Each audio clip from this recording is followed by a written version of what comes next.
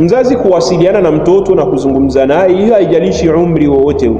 Tayeb, kuanzia akiwa mdogo, hata angaliki mdogo, mzoeze, hata kama hajakuwa na ile akili ya upambanuzi, lakini mzoeze mtoto kuwa huru kuzungumza na wewe. Na hapo ndio sehemu ambapo mzazi utamfunza hata mtoto heshima ya kuongea na watu. Leo vijana wengi, wasichana wengi wamekuwa na ukosefu wa adabu, hawajui. Yani wakati mtu anafikia miaka 20, 25, hajui kaifia, uslubu wa kuzungumza na mtu hajui. Na ndio maana leo kuna kijana ambao ukizungumza naye maneno mawili matatu, mko mnazungumza mambo ya kawaida, lakini unasikia anatoa matamshi ya ukosefu wa adabu, matamshi ya kihuni. Lakini wewe ambaye labda unasikia uko na education umepewa, unajua kuwa hiki ambacho anakizungumza afai kuzungumza hivi, lakini yeye kwa upande wake anaona ni sawa sababu amelelewa hivyo. Sasa kumbe wewe inabidi ujue ni namna gani utakavyokuwa na uhalisia wa kuzungumza na wanao. Na ndio maana ukutana kuna wengine miaka ya nyuma huko, mtoto alikuwa akitoa tusi kwenye mdomo wake. Tusi kwenye mdomo wake ni ile ambalo mzazi wake atakalomfanyia mwenyewe hatotarajia, kiasi ambacho imefikia watoto hata kwenye absence ya mzazi hayupo, yupo na watoto wenzake, anaokopa kutoa tusi kwenye mdomo wake kana kwamba mzazi wake yupo hapo, kutokana na heshima na nidhamu ambayo alipewa na wazazi wake.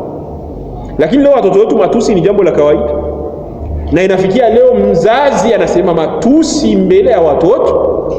Kuna maneno ambayo yanazungumzwa kwenye midomo ya watu hayafai hata kuzungumzwa. Kuna umri ambao unakuwa ni wa nyuma, ambao mtoto anaathirika zaidi na matendo yako kuliko maneno yako. Ukiongea hata kuelewa kwa sababu hajafikia umri wa kupambanua, lakini ana macho, anakutazama unafanya nini.